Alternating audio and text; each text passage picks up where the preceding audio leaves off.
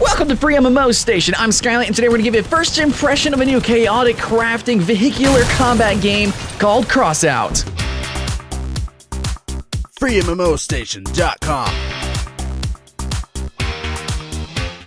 So, jumping into the game, it's basically Robocraft mixed with Twisted Metal, skinned with a post-apocalyptic aesthetic, and that is Crossout. If that sounds cool to you, then let's go deeper into the first impression. Let me give you my sort of like first impression critique. You know, it's not a full review, but yeah, I'm still gonna critique the game.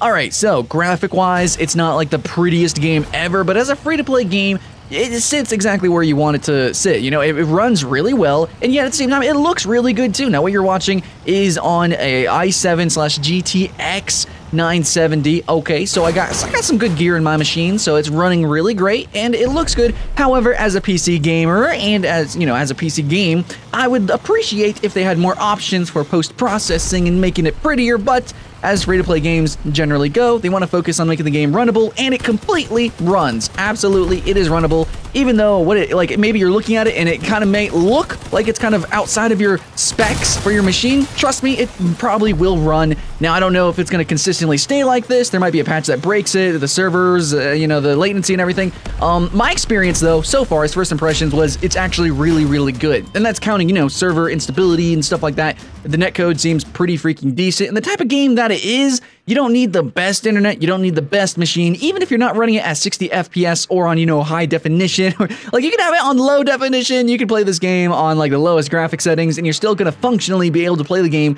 because it's not like a super hardcore FPS, you know what I'm saying? It's not an arena FPS.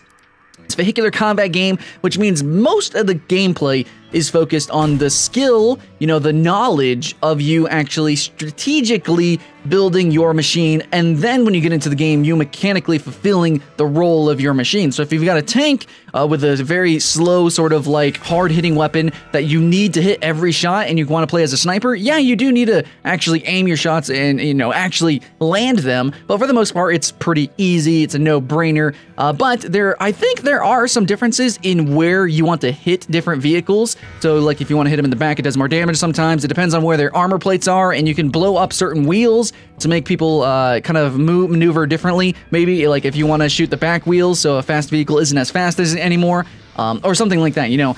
You can do that, but that's really more of, like, a tactics thing. But mechanically, even though this is a faster-paced game, it's not quite like Twisted Metal. It's not like where it's not like an arena shooter, okay? So even though it's faster-paced, it still kind of sits in the realm of like a, you know, like an Armored Warfare, World of Tanks, Robocraft type of gameplay. Like, yeah, you might miss some shots, but for the most part, you don't need to be super freaking amazing at being an FPS player. You know, you don't got to be an avid FPS player to play this game, even though it is a shooting game and it does have, absolutely, it has aiming mechanics.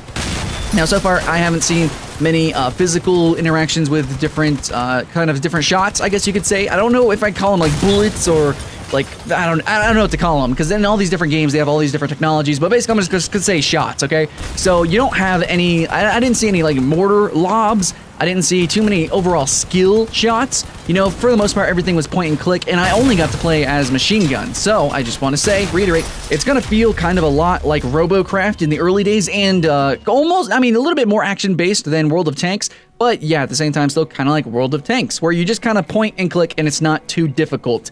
So I think a lot of competitive people are it's really going to be based around the actual building of your different teams, and then the customization of the different vehicles, and then, of course, how you then play those vehicles, and tactically, with your teams against other teams.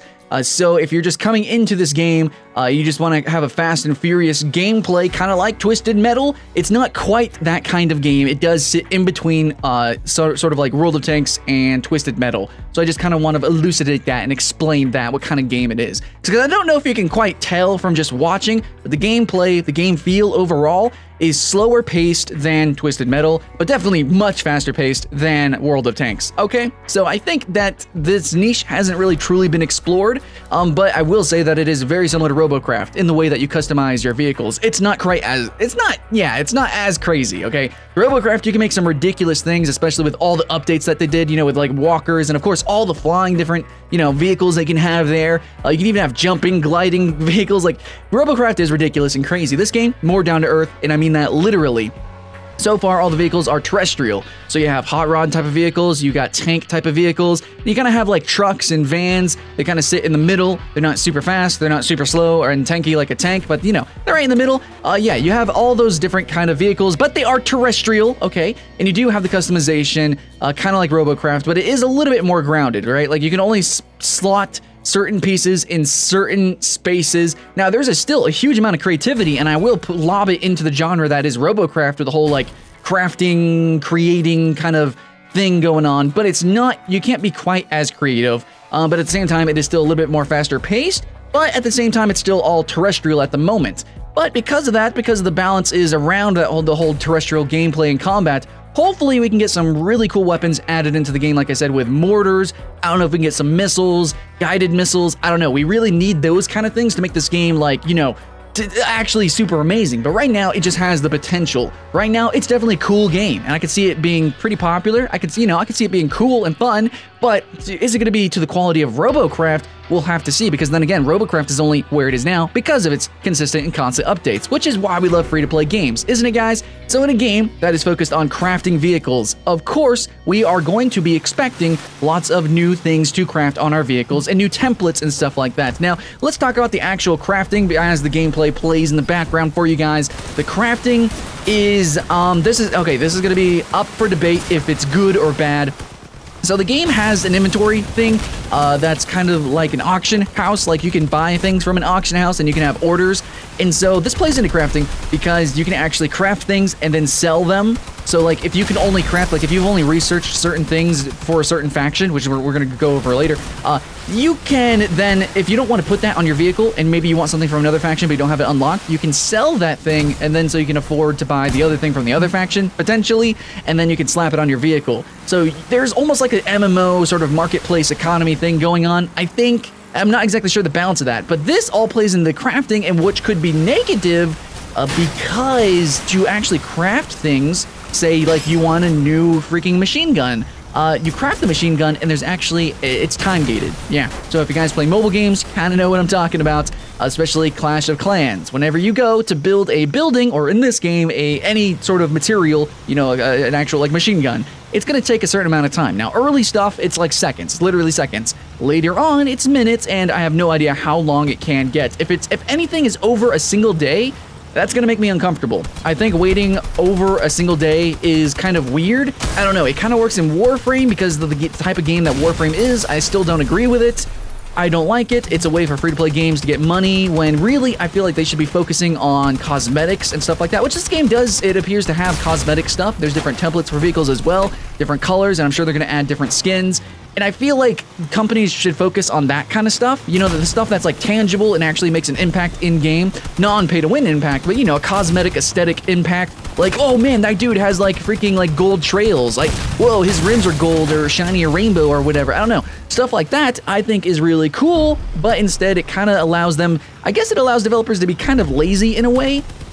It's just a way for them to make money. It is a monetization scheme, and as long as, if you can justify that in your brain, it's not, I mean, it's not pay to win, really, so it's just, you just gotta wait a little bit longer. But if you don't want to wait, you do have to spend money to instantaneously get the crafting material. So I know a lot of people really hate that, but if you can get over it and, you know, justify it, it's like, well, it is a free game, and it's a pretty good free game, so you know, if you can get over that, then you're going to have a lot of fun. But it is something that I need to mention. And remember, it's probably also implemented because there is an actual in-game player economy thing. So that way you don't, like, run over the player economy by making tons and tons of accounts. So there is a reason why it kind of exists as well for a balance. So I'm just saying that is an aspect to the game you need to be weary of.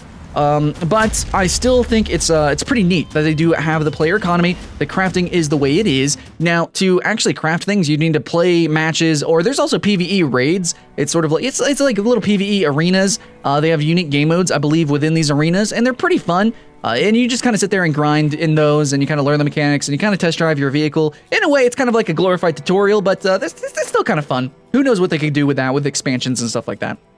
Or different game modes, even. But the PvP and the PvE, you play these matches to, of course, just win and have fun, but you also get materials every win. Potentially, you can get, like, whole items, I think, and you can also get maybe different, you know, just different little resources. You turn these resources, you craft those into items, you slap them on your vehicle, rinse and repeat, and you slowly build up your vehicle the way you want. Now, the crafting, there are different slots on the vehicle, like where you can put things. You can put, I mean, trust me, you can put things in some ridiculous places. You can make some really crazy vehicles, as you can see from the gameplay, some really cool vehicles. But what I really like is that you can create your vehicle, and then you can publicly share that. People can see the schematic for that, save it, and they can use it themselves as long as they grind up their materials in order to actually craft that vehicle. Now, Robocraft has this, but it's not quite the same way. It's not as public, it's not as free, unless they did a recent update, which of course that game is always updating, so they might have public sharing now. But in that game, it's like you have to purchase, like straight up with money, just the schematic. Which also gives you the vehicle, of course. Now, in this game, there are different packages where you can buy some certain preset vehicles. Of course, it's like there's like a $10 one, I think, a $20 one, and then a $40 one or something like that. Overall, I kind of would like more preset stuff to buy, but of course, the game is still very early. There's not that much to the game. Like I said, we don't have, I don't think there's mortars. I didn't see mortars, but we have a limited weapon selection. We have a limited, just basically selection of everything. But there are lots of cool things that the game could potentially do, especially looking at games like Robocraft, okay? So right now we have like a hot rod, we have like a buggy, we have a truck, and we have a van. I think we have a tank. I'm not sure what else is in the game, but we could potentially have so much more, which really excites me. We could probably have like some sort of like death dome thing. We could probably have like a motorcycle-y kind of thing. I mean, you could kind of try to make your own little motorcycle dude thing. I saw one player with one. It didn't quite work out. It was more like a tricycle. It was awkward. He was flipping all over the place. But you can actually make your own vehicles and be creative. I just want more tools to be creative, which in this genre, as a free-to-play game, that's to be expected, and as long as they fulfill that, this game is going to be freaking awesome, just like Robocraft. In fact, I really like that the aesthetic is basically the opposite of Robocraft. Definitely dirtier, grittier. It's going to appeal to probably a more mature audience. And yeah, I don't know. I'm digging it. I'm digging it. I like Robocraft a lot, and this game doesn't feel like a copycat at all. It just borrows from World of Tanks. It takes from Robocraft, of course. It takes from a bunch of different games like Twisted Metal, Vigilante 8, and all in all, it just comes into a pretty nice package. We just need a little bit more. The game modes, I didn't really get to explore too much with the game modes. A lot of the game is kind of like gated between different levels, which is, you know, that makes sense kind of in a way because you have to actually build your vehicle and you'd be underpowered. It'd be unfair to go against some other people. But jumping into this game, I was able to jump in and kill a lot of people. I was able to have a lot of fun. I didn't feel super underpowered, which I definitely did whenever I first joined Robocraft, though things have changed in that game. So this game overall, I feel like it's definitely in the right direction in basically every single way. It's just right now, it's kind of like not a master of anything. It's just like a, you know, it's just kind of a jack of all trades. So we need to see more of everything, okay? More different kinds of weapons, stronger weapons, more variations of the different vehicles, different skins, colors, customization, and then this game is really going to come to life. Now, the maps are awesome. There's a lot of verticality, different kind of terrains, and hopefully we're going to get more terrains, maybe like ice levels. I don't know. All I saw right now was like a desert area. There's rocks, dirt, there's water also, so the different wheels are going to come into effect with that. Hopefully we'll get some mud, some swamp, I don't know. Different terrains, which is going to promote for different wheels, vehicles, all in all different play styles, different strategies, and the map's design is really freaking good right now because, of course, they have the different terrains, and the game is about crafting your vehicle, which has all these different kind of components to it, so if they take advantage of that with the map design, which so far they kind of have, then this game, it could be freaking great. It really could be great. And I just want to explain that. Now, I normally don't do like reviews. Like, actually, this was almost like a review. I normally don't do reviews like this for games unless I really believe that they have a lot of potential, okay? And they're kind of starting to follow through with that potential, and this game is. So, yeah, there it is. I give it 2 thumbs up. I'm having a lot of fun with it. I just want to see more, which, of course, it probably will deliver more. And that's what I want to say. Thanks for watching, guys. If you're looking for a game to invest some time in, Crossout seems pretty decent of a game to do so. If you want to hear more of my beautiful voice, you can go to my personal channel at Skyline Games, or from my Twitch stream, you can go to twitch.tv/Skyline, where this footage was actually taken. Thank you very much for watching. I'm always here having fun. You can subscribe, and hopefully I'll see you guys in the next one.